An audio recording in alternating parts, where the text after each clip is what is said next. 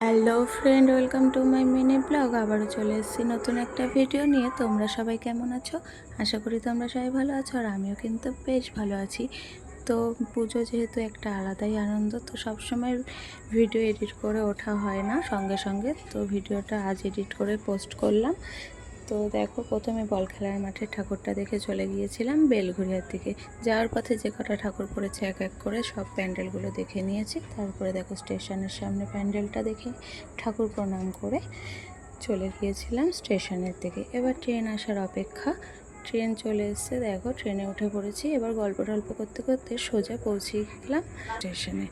তো এখান থেকে দেখো ওরা খেয়ে নিল আইসক্রিম, আর আমরা খেলাম ফুচকা। খাওয়া দাওয়া এখানে কমপ্লিট। এবার এক এক করে সব ঠাকুরগুলো দেখে নিলাম। দেখার পরে দেখো লাস্টে এই প্যান্ডেলটা দেখেছি, তার পাশেই হচ্ছিল মেলা।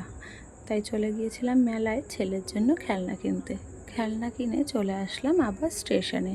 এখান থেকে ট্রেন ধরে দেখো আবার চলে আসলাম বাড়ির দিকে। তো ভিডিওটা এটুকুই। ভালো লাগলে লাইক কমেন্ট শেয়ার করে দিও। দেখা হচ্ছে নেক্সট ভিডিওতে। টাটা।